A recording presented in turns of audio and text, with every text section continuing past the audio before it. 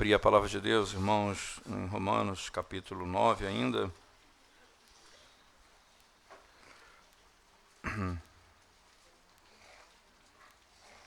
Romanos capítulo 9.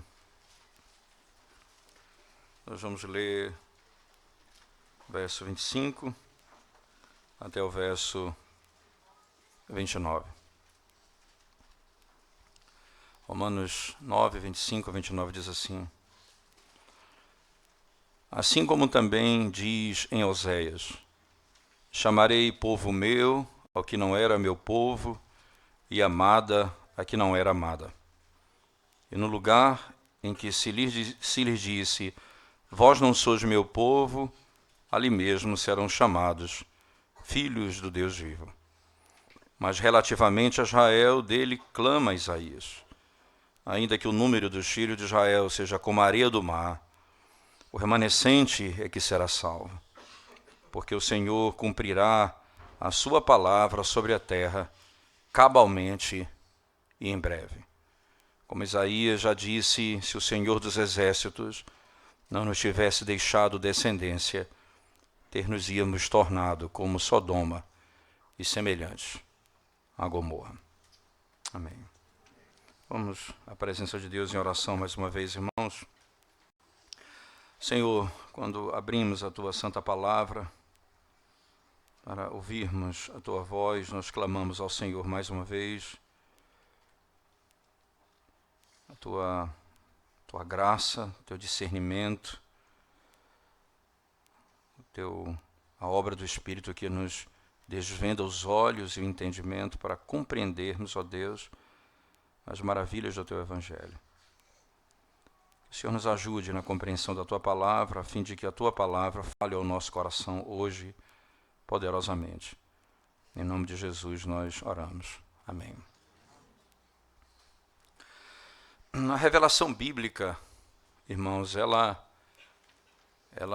por mais que ela seja linear quanto aos temas, isto é, a doutrina, ela não muda, ela é a mesma, assim como Deus não muda, o ser de Deus, o ensinamento de Deus é o mesmo, não há variação.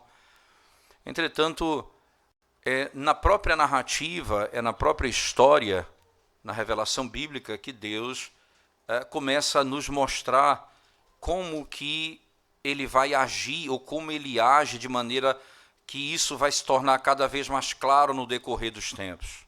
Em outras palavras, o fato de que Deus escolheu uma nação para si, dentre os povos da terra, e fez dessa nação o seu povo, como no caso Israel, parece-nos a garantia, pelo menos a impressão nos dá, que Deus iria lidar com uma nação por todo o tempo, e essa nação era a nação de Israel.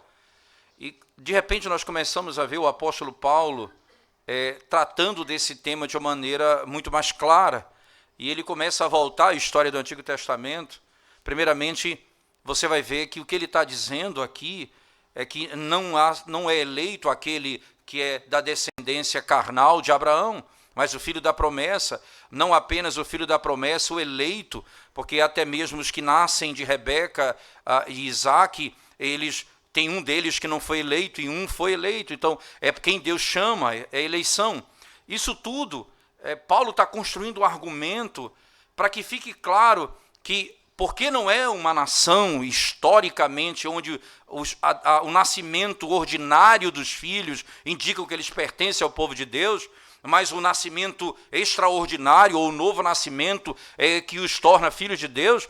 É a partir desse argumento que Paulo começa, então, a afrouxar essa ideia que está muito forte na mente dos judeus, de que a nação de Israel, ela é a nação única e o povo de Deus exclusivo. Isso é tão claro, e aí eu preciso só mostrar isso para vocês, né, contando algumas histórias bíblicas. Talvez a principal delas, as principais sejam duas, uma no Antigo e uma no Novo Testamento. A do Antigo Testamento é o caso de Jonas, que é enviado a pregar aos ninivitas, uma nação inimiga do povo de Deus, que vai aprisionar e vai destruir o reino norte, não é? Vai passar fio da espada o reino norte. E Samaria, não é? E essa região que vai ser destruída, de onde vem Jonas, ele é ordenado por Deus a ir pregar aos seus inimigos e dizer a eles: olha, vocês vão ser destruídos daqui a 3 dias. Deus vai passar a fio da espada e não vai sobrar ninguém. E Jonas não quis fazê-lo, tanto é que ele fugiu, ele pegou um outro caminho. E Deus vai trazê-lo de volta e vai dizer: não, você vai falar a eles. E Deus disse: em 3 dias, ele fala em um dia o que era para falar em 3 dias. Como que ninguém escutasse o que ele falava. No final da história, a nação se converte e Jonas diz: eu sabia, Senhor, eu sabia que o Senhor ia fazer isso. Porque és Deus misericordioso, compassivo, que se arrepende do mal. Eu sabia. Jonas representa essa dificuldade de sair das estruturas do Antigo Testamento de Israel e alcançar a nação. Assim como também no Novo Testamento você tem a história de Pedro. Você vai ver que Atos começa dizendo assim, nos capítulos, primeiro capítulo: o Espírito do Senhor virá sobre nós, diz o texto. E o Espírito vindo sobre nós, ele nos dará, nós receberemos poder para sermos testemunhas. Aí ele diz: Jerusalém, Judeia, Samaria e até os confins da terra, verso 8, né, e 18, até o 18 do capítulo 1, Lucas vai descrever que o Espírito vem, e quando vier, eles vão começar em Jerusalém, Judeia, eles vão se afastando, Judeia, Samaria, que já é do Reino Norte. Aquela mulher samaritana: como o Senhor, sendo judeu, fala comigo? E aí depois, até os confins da terra. E aí quando chega nessa divisão, porque o livro de Atos termina em Roma, nos confins da terra, como se cumprindo aquilo que foi dito no capítulo 1. Então Pedro tem uma visão, e vem um lençol com animais impuros nele, e a ordem: mata e come. Ele reage dizendo não. Pela segunda vez, ele diz: não, eu nunca coloquei nada impuro na minha boca, Senhor. Aí na terceira vez: não. Então a voz do Senhor diz a ele: não chame de impuro aqueles a quem eu purifiquei. Isso está em consonância com o que está acontecendo com um gentio que está sendo também tratado pelo Senhor e vai causar esse encontro. E nós sabemos muito bem que Pedro chega, prega o Evangelho a ele é salvo e recebe o Espírito Santo. E quando Pedro, no capítulo seguinte, vai dar o resumo para a igreja de Jerusalém, o que aconteceu, ele diz: também a eles foi dado o Espírito, assim como nós. Não podemos deixar de batizá-los, porque o Espírito também veio sobre eles. Uma ruptura, uma quebra. Isso ainda é tão forte que Paulo vai chegar a repreender Pedro em Gálatas, dizendo: ora, você se tornou repreensível porque você ficou com medo dos judeus. Porque ainda havia aquela ideia: para você ser salvo, você tem que se tornar judeu, você tem que se tornar israelita. Então imagina aqui, irmãos, o que está sendo dito, o que está sendo ensinado até aqui, mostra que agora já nunca foi e nunca deveria ter sido interpretado como sendo simplesmente aqueles que nascem em Israel, são salvos, mas os eleitos em Israel. Porque esse vai ser o argumento de Paulo no capítulo 11. Por favor, venha comigo rapidamente para o capítulo 11, o início do capítulo 11, Romanos, só apenas os primeiros versos. Veja que Paulo, isso aqui é a conclusão de tudo isso que ele está construindo desde o capítulo 9. Pergunto, pois, terá Deus porventura rejeitado, verso 1 do capítulo 11, pergunto, pois, terá Deus porventura rejeitado o seu povo? De modo nenhum, porque eu também sou israelita, da descendência de Abraão, da tribo de Benjamim. Deus não rejeitou o seu povo, a quem de antemão conheceu. Ou não sabeis o que a Escritura refere a respeito de Elias, como insta perante Deus contra Israel, dizendo: Senhor, mataram os teus profetas, arrasaram os teus altares, e só eu fiquei. e procuram tirar minha vida. O que lhe disse, porém, a resposta divina: reservei para mim 7.000 homens que não dobraram os joelhos diante de Baal. Assim, pois, também agora, e aí, esse é um detalhe, assim, pois, também agora, como foi naquele tempo, também é agora. Como era naquele tempo? Havia os eleitos em Israel. Não era todo mundo que era de Israel que era salvo, os eleitos de Israel. Ele diz, assim, pois, também agora, no tempo de hoje, sobrevive o remanescente segundo a eleição da graça. Assim também agora sobrevive o remanescente segundo a eleição da graça. O apóstolo Paulo vem construindo um argumento que vai culminar nesse princípio, que justifica a entrada dos gentios. Que os gentios, como é que podemos dizer que os gentios fazem parte do povo de Deus? Que história é essa que está sendo contada aqui? É exatamente isso que esse trecho final, que é antes do fim, é o penúltimo trecho do capítulo 9 trata. Ele vai dizer, assim como também diz em Oséias, chamarei o povo meu ao que não era meu povo, e amada a que não era amada. Como é que isso chega nesse ponto do argumento?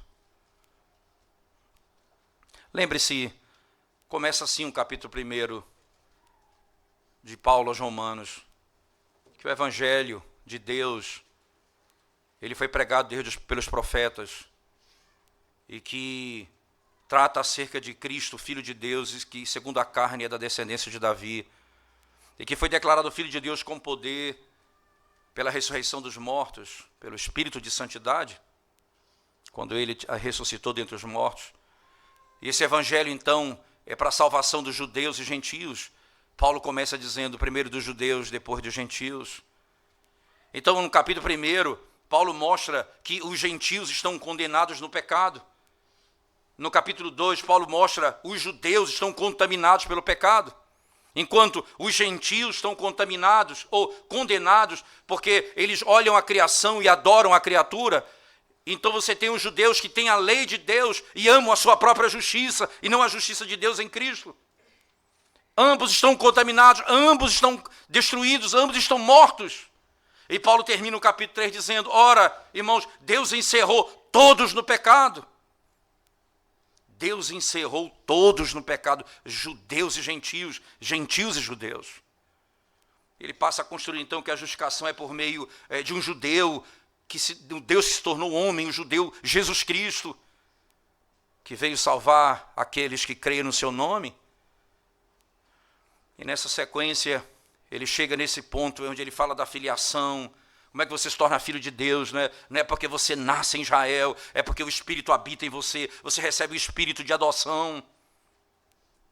Como é que você que justiça te salva? A justiça de Cristo, capítulo 8 da carta de Paulo aos Romanos, iniciando a carta. Não há mais condenação a quem está em Cristo Jesus, agora estamos livres de condenação. E Paulo vai rompendo esses laços, não históricos, porque todo o argumento que ele usa para quebrar esses laços são do Antigo Testamento, porque nós nunca nos separaremos do Antigo Testamento, que é o fundamento da nossa fé, mas nunca nós vamos parar no modelo que eles estabeleceram de culto, que eram circunstanciais e que apontavam para algo superior. Não tenha dúvida disso. Agora, Paulo vai dizer, quem foi salvo primeiro? Ele diz Abraão. E quem é Abraão? Um gentio.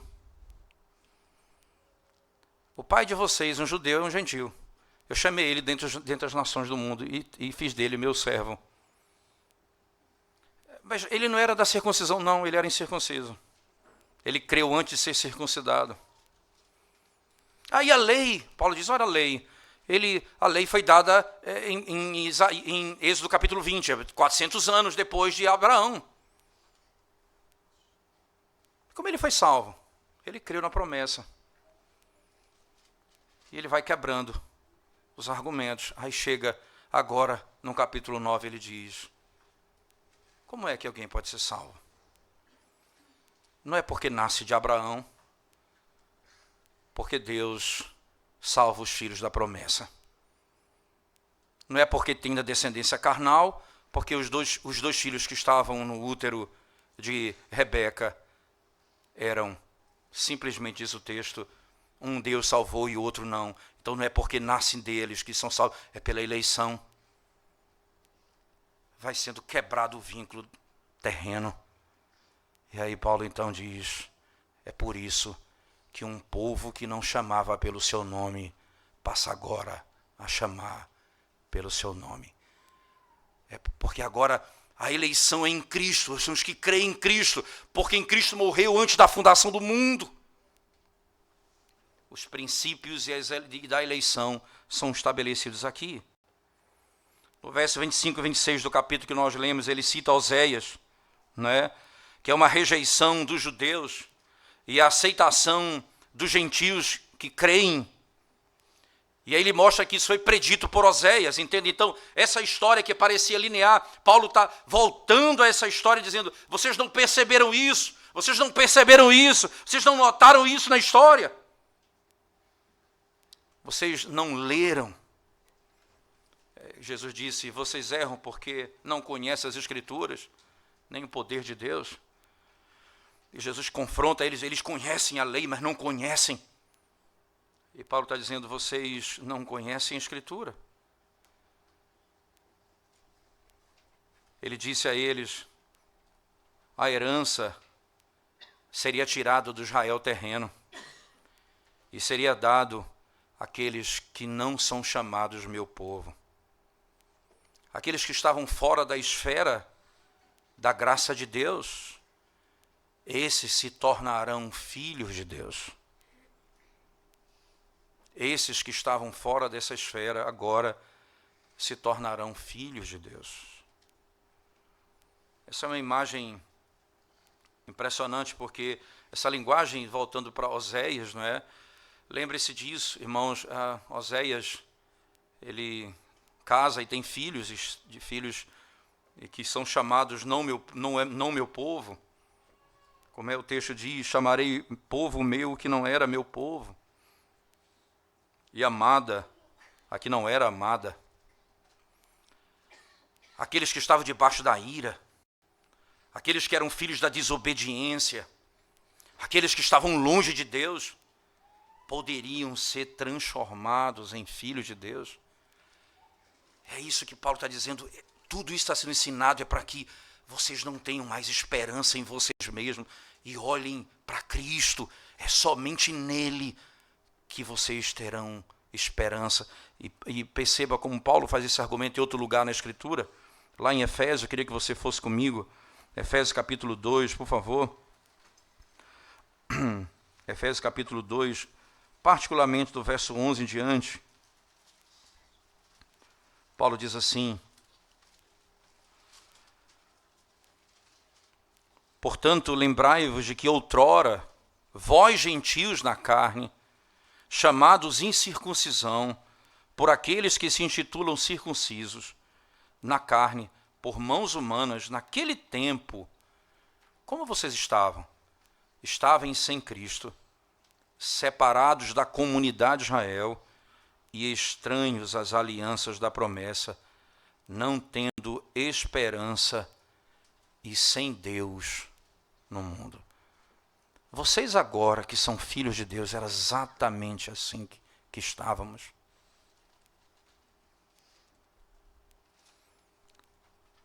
Sem Cristo, separados da comunidade de Israel, estranhos às alianças da promessa, não tendo esperança e sem Deus no mundo. Dos versos 25 e 26 do capítulo 9 de Paulo aos Romanos, ele usa essa linguagem exatamente para descrever aquilo que Paulo fala aos Efésios com muito maior clareza. Ele diz, chamarei povo meu que não era meu povo. Veja, vocês estavam longe da aliança, vocês não pertenciam a mim. Vocês serão chamados meu povo, vocês que não eram. Amada, a que não era amada. A que estava debaixo da ira. Porque esse é um ponto importante. O que é povo de Deus é amado de Deus. E o amor, e Deus vai mostrar que nos ama em Cristo. Entende? Ele nos amou antes da fundação do mundo. Ele nos escolheu lá, e por causa desse amor, ele envia o seu Filho para morrer por nós. E é exatamente assim que eu sei, porque Cristo morreu pelos meus pecados. Por isso que eu estou sem Deus, eu estou sem Cristo. Eu vou me chamar, e o texto diz, amada, aqui não era amada. E no lugar em que se lhe disse, vós não sois meu povo, ali mesmo serão chamados filhos do Deus vivo. Lembre-se, irmãos, que aqui o apóstolo Paulo vem acabando de construir um argumento no capítulo 8, onde ele está falando da doutrina da adoção. E que nós recebemos o Espírito, e esse Espírito, o Espírito do Santo e Eterno Deus, o Espírito que procede do Pai e do Filho, que habita em nós, é quem nos faz clamar, Abba, Pai. O Espírito de adoção. Ele não diz assim, vocês vão ser parte da comunidade, vocês vão receber benefícios externos da comunidade. Ele diz, vocês são filhos de Deus.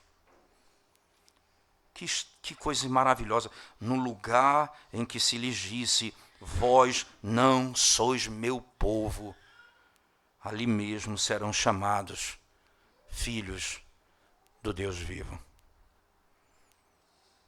Vocês serão chamados filhos do Deus vivo.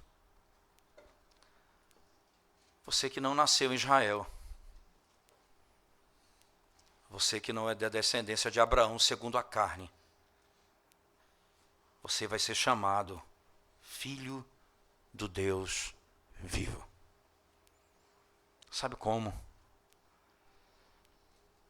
Se você crer no nome do Filho do Deus Altíssimo, Jesus Cristo.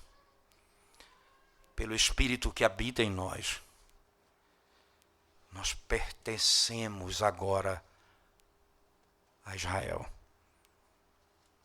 a Igreja de Deus. Essa linguagem, ela é importante para nós refletirmos pelo fato da mudança de época e de momento. Nós nunca teremos a certeza da nossa salvação pelo nosso pedigree, porque nascemos em determinado lugar. Nunca você vai ter garantia de salvação, porque você nasceu em determinado lugar. Você precisa crer no nome do Filho do Deus Altíssimo para ser salvo. Daí, veja, irmãos, é essa lógica paulina que afrouxa, que quebra as estruturas do pensamento judaico, em que Paulo vai combater muito posteriormente, porque ainda assim, quando eles aceitam isso, eles vão aceitar da salvação dos gentios, mas eles vão dizer, bem, mas para ser salvo de fato, tem que praticar o que o judeu pratica. Você tem que ser judeu para ser salvo. E é isso que agora vai ser combatido. Não, não é isso. Vocês não precisam praticar o que os judeus praticam.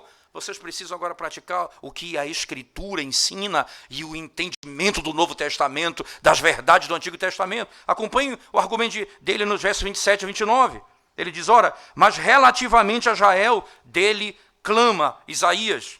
Ainda que o número dos filhos de Israel seja como a areia do mar, o remanescente é que será salvo, porque o Senhor cumprirá a sua palavra sobre a terra e cabalmente e em breve. Veja, ainda, mas relativamente a Israel dele clama Isaías, ainda que o número dos filhos de Israel seja como a areia do mar, o remanescente é que será salvo. O remanescente é que será salvo, porque o Senhor cumprirá a sua palavra sobre a terra cabalmente e em breve. Oséias falou de um tema, Isaías fala de um tema bem parecido agora, nos versos 27 e 29. Ele vai explicar como Israel seria rejeitado como uma nação e como apenas um remanescente seria salvo. como a nação de Israel vai ser rejeitada e como apenas um remanescente será salvo. E preste bem atenção nisso, irmãos. Isso sempre está no contexto de cativeiro. Eles são enviados para o cativeiro e nem todos voltam, apenas o remanescente retorna de lá. O profeta Ageu, por exemplo, no capítulo 1 e capítulo 2, chega a dizer, não é, que veio a palavra do Senhor para Josué, o rei que veio com eles da terra estrangeira, e diz, e para o restante ou o remanescente do povo. Esse nome remanescente, que é o resto do povo, já foi citado pelo profeta Isaías no capítulo 7 também. Quando em Isaías 6 é dito que eles vão ser destruídos e vai sobrar apenas um toco. No capítulo 7 é dito o seguinte: o teu filho será chamado, um resto voltará. É o nome do filho. É um nome bom até para você pensar, botar para o seu filho. Um resto voltará. Literalmente, Isaías ouve isso da parte de Deus. Diga ao teu filho esse nome. O resto voltará. Então, não é todo mundo que vai voltar. Um resto vai voltar.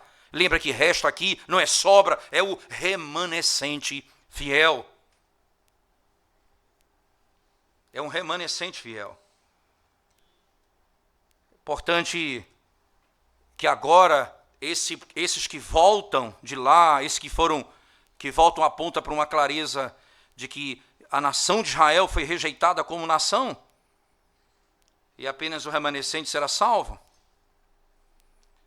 E os gentios seriam admitidos para a salvação com as promessas que foram feitas a Abraão.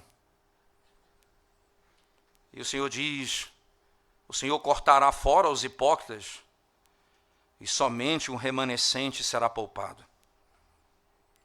E ele diz, e se Deus não tivesse deixado um remanescente, nós seríamos como Sodoma e Gomorra, não sobraria nada. Toda a nação seria completamente destruída, como Sodoma e Gomorra. Nada sobraria. Apenas o remanescente. Você vai encontrar a luta dos judeus para ainda permanecer com a circuncisão no Novo Testamento, e Paulo combatendo as práticas que ainda são da lei cerimonial, que já foi abolida em Cristo, ainda desejada e praticada pelos judeus, e Paulo combatendo, libertando a igreja, não da história, não da narrativa, não do povo, mas libertando o povo do Novo Testamento da obrigação de poder, para ser salvo, tenha de praticar aquilo que Israel praticava no Antigo Testamento. Não pode mais. Não há mais o que fazer. Mas é tão glorioso isso que é por isso que você olha, não há mais necessidade, e a igreja ela faz caminhos estranhos, como por exemplo, tem igrejas irmãs queridas nossas que os pastores praticam festas judaicas no culto, festa da colheita. Qual é a lógica disso? Irmãos, isso foi abolido. É querer que a igreja neotestamentária volte às práticas da antiga aliança, uma vez que Cristo cumpriu, tudo isso apontava para ele e terminou. É por isso que o culto do Novo Testamento é simples. É por isso que a igreja adora de modo simples. Porque todas aquelas coisas apontavam diretamente para Cristo e nada mais pode ser mudado. O que é que Paulo está ensinando até aqui? Ele está dizendo que os judeus, como nação, foram rejeitados por Deus. Mas não significa que as promessas que Deus fez a Israel não valem mais. Porque o Paulo disse anteriormente, Deus cumpre as suas promessas. Interessante pensarmos ainda, porque no verso seguinte, por favor, que a gente vai explorar na próxima oportunidade, mas no verso 30 ele diz: que diremos, pois? Que os gentios que não buscavam a justificação vieram alcançá-la, todavia que decorre da fé. Israel, que buscava a lei da justiça, não chegou a atingir essa lei. Por quê? Porque não decorreu da fé, e sim como que das obras. Tropeçaram na pedra de tropeço, como está escrito: eis que põe em Sião uma pedra de tropeço e rocha de escândalo, e aquele que não crê não será confundido. Aquele que nela crê não será confundido. Perceba, eles tropeçaram na pedra angular, eles tropeçaram em Cristo. E as promessas que Deus fez a Abraão se cumprem em Cristo. Todas as promessas que Deus fez a Abraão só serão recebidas por nós por Cristo. Como que eles poderão receber essas bênçãos se eles rejeitaram Cristo? Então toda aquela estrutura foi rejeitada. O verdadeiro povo de Deus, irmãos, então é composto não dos descendentes terrenos de Abraão, mas dos eleitos de Deus. Essa eleição é chave na história da redenção. Aqui entenda o eleito como aqueles que são chamados, são descritos. O eleito, ou os eleitos, são compostos tanto de judeus quanto de gentios, não apenas de gentios, porque é isso que Paulo vai dizer no capítulo 11. Então Deus rejeitou Israel. Ele diz: não, eu não sou judeu, eu não fui salvo. Como ele rejeitou o judeu? Apenas ele mantém o mesmo padrão. Os eleitos do Antigo Testamento são salvos, assim como os eleitos do Novo Testamento são salvos, entre os judeus, entre os gentios. Não é salvo o que nasce, não é porque você nasce fora de Israel que você está salvo, é se você foi eleito. Não é porque você nasce em Israel que você é salvo, é se você foi eleito. Esse é o argumento de Paulo. Essa é a tese de Paulo. Isso é que o Antigo Testamento prometeu, irmãos. Deus faria o novo homem. Somente o remanescente dos judeus seriam incluídos nesse novo povo que seria feito. Entenda isso, a grande maioria desse povo é feita de gentios e a minoria de judeus. Há uma promessa que se discute no final do capítulo 11 de uma salvação para os judeus em Cristo, mas essa fusão é o que nós chamamos de o verdadeiro Israel de Deus. Os eleitos de Deus entre os judeus e entre os gentios. Como isso é importante para alguns aspectos práticos da nossa teologia. Primeiro, essa percepção equivocada de acreditar que a história da igreja é um parêntese. É um parêntese. Então havia uma história para Israel, né? Isso é exatamente o dispensacionalista, né? O pré-milenista dispensacionalista crê nisso. Ele crê que Deus tem um propósito para a nação de Israel. E a nação de Israel, ela foi literalmente rejeitou, ela não creu. Então entrou os gentios. Essa entrada dos gentios, segundo eles, é um parênteses na história. Deus suspende a história de Israel e começa a história da igreja. Até que haverá um dia que o Espírito Santo vai levar a igreja, e quando ele levar a igreja, então fecha o parênteses e volta a história de Israel, e vão reconstruir o templo, vai voltar a ter sacrifício, Davi vai reinar Israel. O que nós estamos vendo aqui é que não há um parêntese. Está tudo escrito no Antigo Testamento. Paulo está trazendo do Antigo Testamento a rejeição dos judeus, está trazendo a ideia de que os gentios vão ser salvos. Está prometido lá atrás. Não é algo que é um puxadinho na história. Ou um plano B de Deus na história. Eu vi um um determinado jovem, que até tem muito respeito por ele, em alguns aspectos teológicos, né? Ele disse que os amilenistas ou os reformados têm dificuldade de lidar, e não gosta de falar sobre o que eles chamam de pré-milenista progressivo, né? O progressista. Eles dizem isso, ele diz, ora, que esses teólogos, eles não têm coragem de enfrentar porque esses são aqueles que conseguiram trazer uma resposta certa. Não, eu resumo o seguinte, o pré-milenista progressista, ele é o seguinte, o progressivo é o seguinte, ele é um dragão de 7 cabeças. Ele é a mesma doutrina do dimensionalismo, convencido de um erro histórico da negação da doutrina do pacto.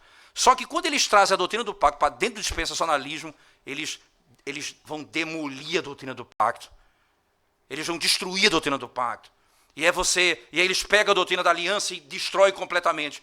Ainda falando de coisas que parecem, que aparentam a mesma coisa como nós cremos, mas eles redefinem tudo. Redefinem aliança, redefinem pacto, redefinem graça, redefinem tudo. Com base nesses princípios. E aí eu sempre digo que eu não ia me debruçar em tratar desse tema, porque o pré-milenista progressivo, que na realidade é aquele que não é dispensacionalista mais, ele é um puxadinho do pré-milenista, é um arrumadinho. Você lembra dos aeroportos que nós tínhamos? Que quando chegou a época da Copa, foi fazer uma reforma, você chegar no aeroporto tinha um puxadinho. São essas teologias, elas são um puxadinho, é um ajustezinho na doutrina, mas na realidade a essência é a mesma. Não, o apóstolo Paulo não fala de um plano B, o apóstolo Paulo não fala de alguma coisa que não se cumpriu, ele está falando de um cumprimento, ele diz, olha, veja o que os profetas disseram, veja o que disse Isaías, veja o que disse Oséias. Lembre-se que Paulo vem fazendo até aqui, ele disse, olha irmãos, a nossa teologia é essa, é pautada na história de Abraão, é pautada na história do rei Davi, é pautada na lei de Moisés, agora ele está dizendo, é pautada nos profetas. Todo o Antigo Testamento fundamenta a nossa doutrina e não pode ser mudada quanto a isso. Não há aqui um parêntese, irmãos. Paulo fala dos mesmos crentes, as mesmas promessas. Se não, veja, lá em Gálatas, no capítulo 3, abra sua Bíblia comigo, por favor. Veja se não é isso que Paulo está dizendo. Gálatas, capítulo 3.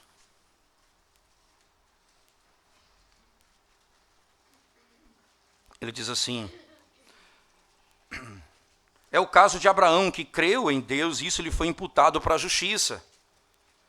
Sabei, pois, que os da fé que são os filhos de Abraão. Ora, tendo a Escritura previsto que Deus justificaria pela fé os gentios, pré-anunciou o Evangelho a Abraão, em ti serão abençoados todos os povos. Perceba, o que foi dito, essa doutrina de que os gentios ouviriam o Evangelho e seriam salvos, foi dito a Abraão no capítulo 12 de Gênesis. Paulo está dizendo, irmãos, perceba, tendo a Escritura previsto que Deus justificaria pela fé os gentios, ele pré-anunciou o Evangelho a Abraão, dizendo, em ti serão benditas todas as famílias da terra. Acompanhe ainda o raciocínio de Paulo, de modo que os da fé são abençoados com o crente Abraão. Todos quantos, pois, são das obras da lei, estão debaixo de maldição, porque está escrito, maldito todo aquele que não permanece em todas as coisas escritas no livro da lei para praticá-las. É evidente que pela lei ninguém é justificado diante de Deus, porque o justo viverá pela fé. Ora, a lei não procede de fé, mas aquele que observar os seus preceitos, por eles viverá. Cristo nos resgatou da maldição da lei, fazendo-se ele próprio maldição em nosso lugar. Porque está escrito, maldito todo aquele que for pendurado em madeiro, para que a bênção de Abraão, preste atenção, para que a bênção de Abraão chegasse a quem? Aos gentios. O que foi prometido a Abraão só chegaria a mim e a você por Cristo. O que foi pendurado no madeiro, o que se fez maldição em nosso lugar. Para que a bênção de Abraão chegasse aos gentios em Jesus Cristo, a fim de que recebêssemos pela fé o Espírito prometido. Paulo aqui não deixa dúvida Não é um parêntese, é a história da redenção. A igreja não é um erro da história, a igreja é a noiva de Cristo, é a noiva prometida, e ele preparou essa noiva. Ele descreve isso lá no capítulo 2 ainda da carta de Paulo aos Efésios. Nós lemos verso 11 e 12, na sequência ele diz, dos dois, quando ele quebra a barreira da inimizade. Dentro do tabernáculo havia uma barreira que separava judeus e gentios. E ele diz, foi tirado essa barreira. E agora não existe mais. Ele diz, dos dois, ele fez um só homem. Ele chama um novo homem. O Israel de Deus. Agora a igreja do Senhor não é feita daqueles que nascem em Israel, mas ela sempre foi feita dos eleitos. Não podia haver salvação fora de Israel. Eles estavam debaixo da aliança, mas nem todos que estavam ali eram eleitos. Não eram eleitos.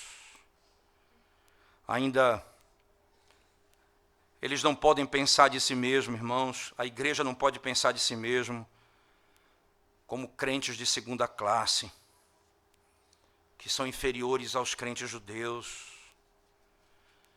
Judeus e gentios crentes conjuntamente compõem o Israel de Deus. Tudo que foi dito a Israel, irmãos, é para nós. As promessas que foram feitas a Abraão são nossas. São nossas.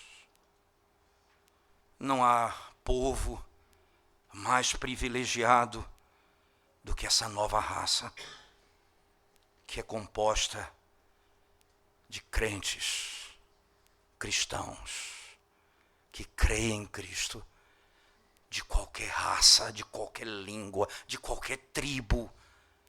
Não existe ninguém, não existe povo mais privilegiado do que esse. Nós não podemos aceitar nenhum ensinamento que venha contradizer essa verdade tão profunda da doutrina da obra da graça que redimiu um povo para Deus. Essa passagem, essa declaração do que nós éramos, nós não éramos amados, agora somos amados. Nós éramos inimigos, agora somos filhos. Nós éramos fracos, agora somos feitos povo de Deus. Nós estávamos longe da comunidade, agora pertencemos ao corpo de Cristo. Nós estávamos distantes, agora fomos aproximados. Nós estávamos perdidos, agora fomos achados. Nós estávamos mortos, agora estamos vivos. Esse é o privilégio do povo de Deus. Ele teve misericórdia de nós, irmãos, e nos chamou pelo poder do Evangelho. A eternidade será um tempo curto para nós adorarmos a Deus em gratidão pelo que Ele fez por nós. A eternidade será um tempo curto para a gratidão que nós expressaremos a Ele dia e noite pelo que nós éramos e pelo que nós somos. Ele veio nos buscar. Ele veio nos resgatar. Ele veio nos salvar. E agora nós somos a amada, diz o texto. A amada. Agora somos filhos.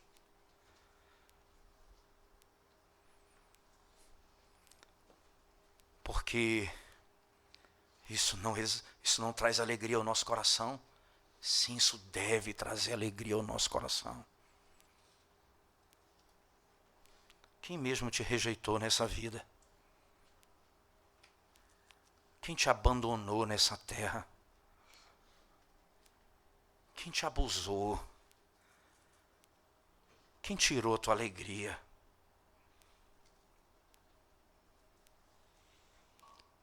Isso não se compara com o que Deus fez por você. Agora, você é filho de Deus.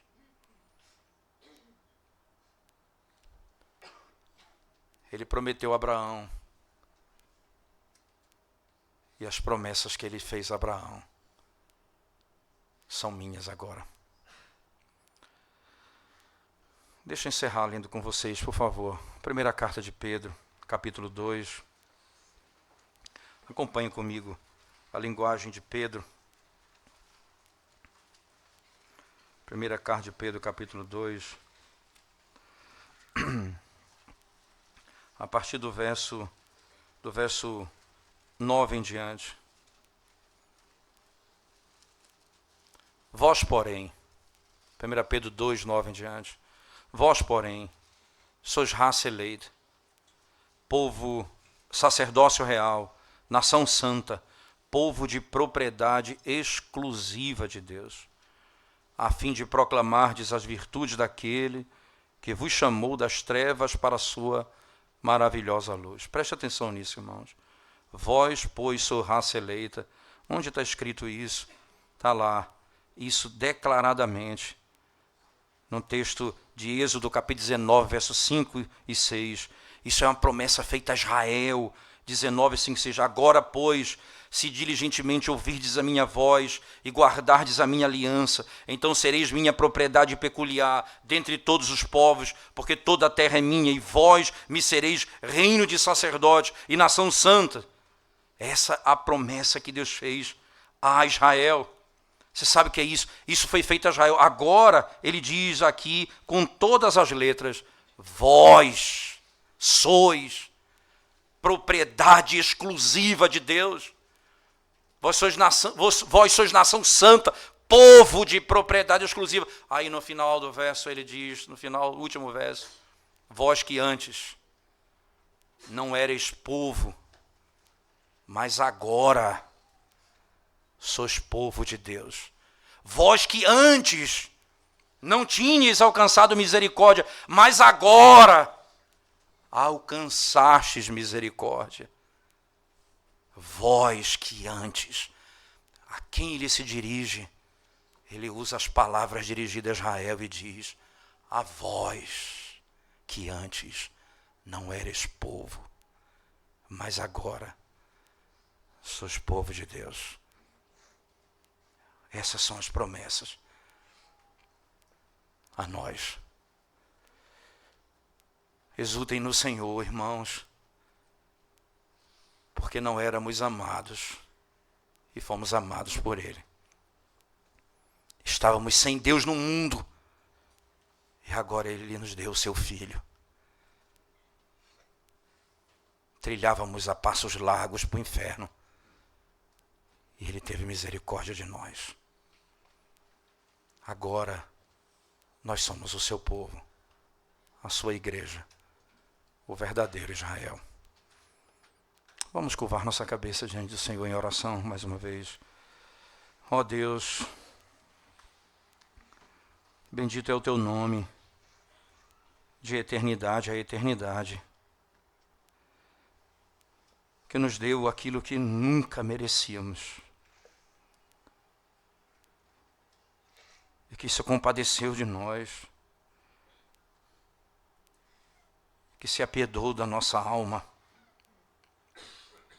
e nos amou, Senhor, quando nada havíamos feito para Ti, a não ser pecar contra Ti. Nada, Senhor, nada. E já lá no Antigo Testamento, o Senhor já falava da gente. Um povo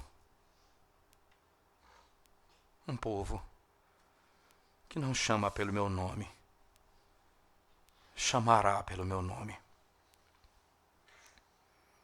Bendito seja o teu nome, por Cristo Jesus, nosso Senhor. A Ele seja a glória pelos séculos dos séculos. No nome dele nós oramos. Amém, Senhor.